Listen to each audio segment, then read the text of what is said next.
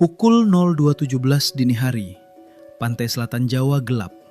Sebagian orang tertidur lelap, sebagian lagi masih terjaga, ditemani suara ombak yang biasa terdengar tenang.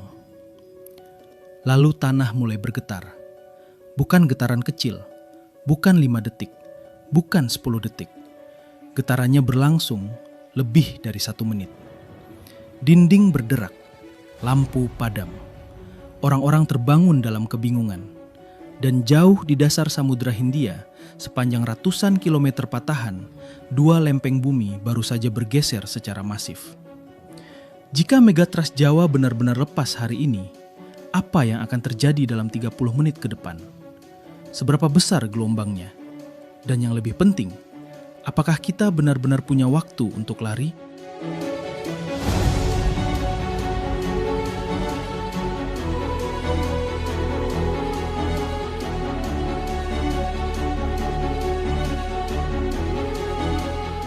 Indonesia berdiri di atas salah satu sistem tektonik paling aktif di dunia. Di selatan Pulau Jawa, lempeng Indo-Australia terus bergerak ke utara, menunjam di bawah lempeng Eurasia. Proses ini disebut subduksi, dan di batas inilah terbentuk zona megatrust. Megatrust bukan sekedar patahan biasa, ia adalah zona interaksi 2 lempeng raksasa yang saling mengunci. Ketika keduanya terkunci, energi tidak hilang, energi itu menumpuk. Bertahun-tahun, puluhan tahun, bahkan ratusan tahun. Penelitian seismologi dan data GPS menunjukkan adanya apa yang disebut seismic gap di selatan Jawa. Segmen yang relatif lama tidak melepaskan gempa besar, namun menunjukkan akumulasi tekanan yang signifikan. Artinya apa? Artinya zona itu tidak mati, ia sedang menyimpan energi. Beberapa model ilmiah mensimulasikan skenario gempa hingga magnitudo 8,8, bahkan mendekati 9 jika segmen besar bergerak bersamaan. Untuk membayangkannya, gempa dengan magnitudo seperti itu setara dengan energi ribuan bom nuklir yang dilepaskan dalam satu waktu. Tapi jika tekanannya sebesar itu, kenapa belum terjadi? Dan jika terjadi, seberapa besar dampaknya sebenarnya?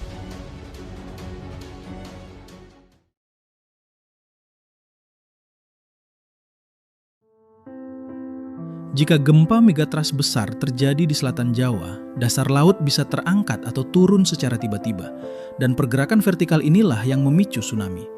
Model numerik menunjukkan, tergantung segmen yang lepas, tinggi gelombang di beberapa pesisir bisa mencapai lebih dari 10 meter. Dalam skenario ekstrim, bahkan mendekati 20 meter.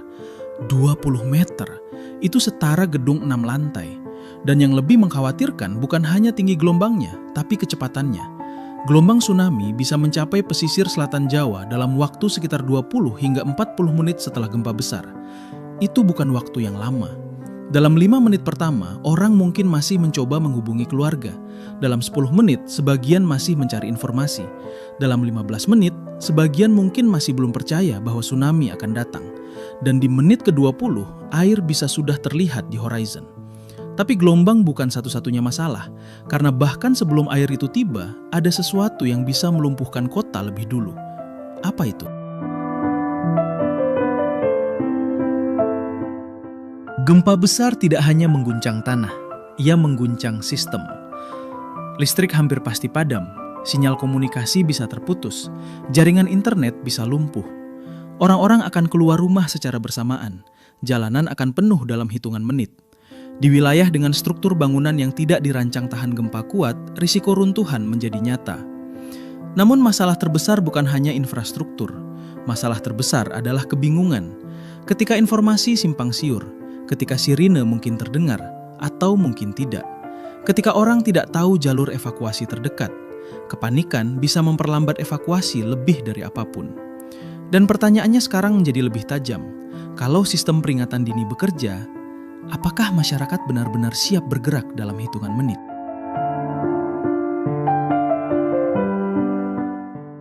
Indonesia memiliki sistem peringatan dini tsunami.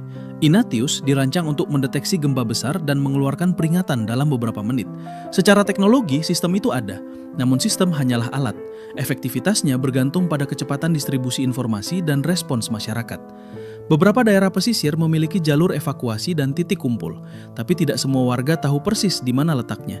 Tidak semua pernah melakukan simulasi. Bandingkan dengan Jepang, Di sana, latihan evakuasi dilakukan rutin. Anak sekolah tahu harus kemana. Waktu adalah prioritas utama. Pertanyaannya bukan apakah Indonesia punya sistem. Pertanyaannya adalah apakah kita terbiasa menggunakannya. Jika sirine berbunyi pukul 2.20 dini hari, berapa banyak yang langsung berlari ke tempat tinggi? Dan berapa banyak yang masih menunggu konfirmasi kedua?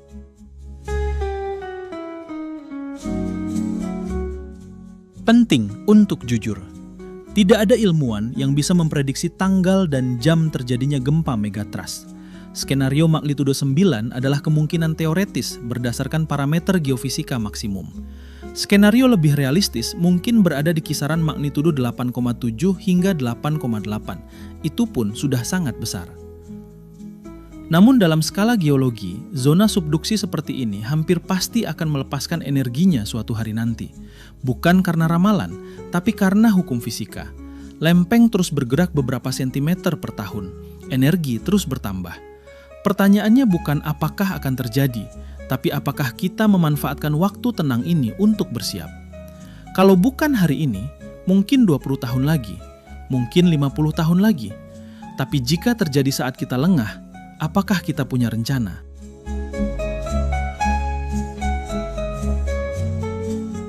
Kita sering berbicara tentang sistem, tentang magnitudo, tentang simulasi ilmiah, tentang tinggi gelombang.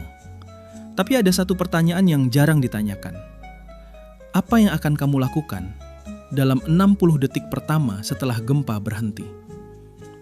Karena dalam bencana sebesar ini, menit pertama lebih penting daripada teori apapun. Apakah kamu langsung keluar rumah? Apakah kamu mengambil barang? Apakah kamu menunggu kabar di media sosial?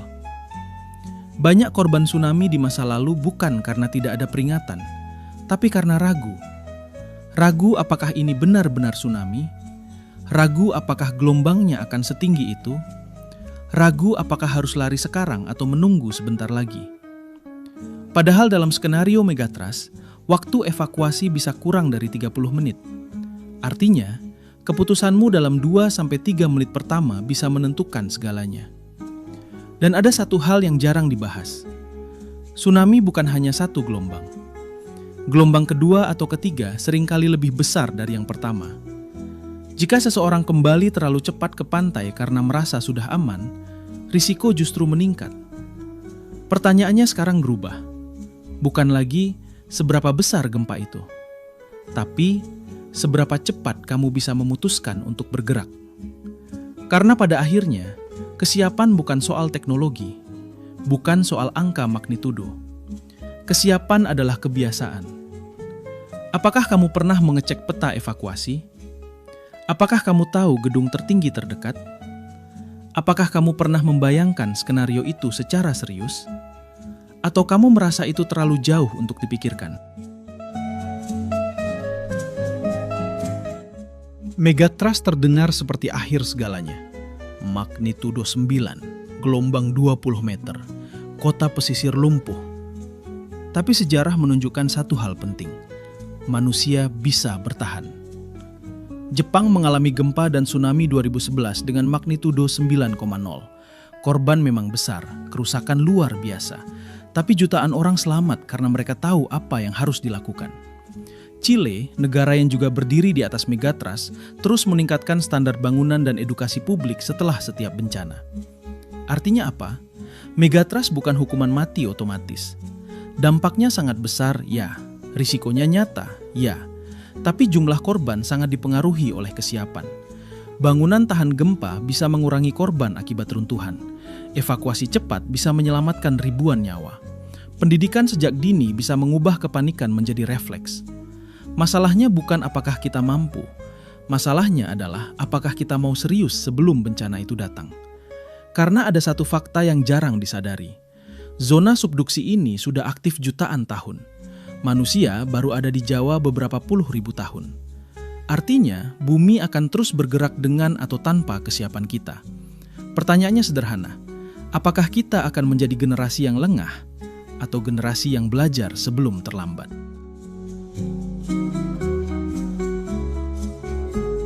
Kembali ke pukul 12.07 dini hari itu. Tanah bergetar, lampu padam. Orang-orang terbangun dalam kepanikan. Dan 20 menit kemudian, di kejauhan, garis gelap mulai terlihat di cakrawala. Jika Megatrust Jawa benar-benar lepas hari ini, apakah kamu tahu jalur evakuasi terdekat dari rumahmu? Apakah kamu tahu seberapa tinggi elevasi tempat tinggalmu dari permukaan laut? Apakah keluargamu tahu harus berkumpul di mana? Kita hidup di atas salah satu zona tektonik paling aktif di dunia. Alam tidak pernah berhenti bergerak. Ia hanya menunggu momen untuk melepaskan energinya. Pertanyaannya bukan apakah bumi akan bergerak. Pertanyaannya adalah, seberapa siap kita saat itu benar-benar terjadi?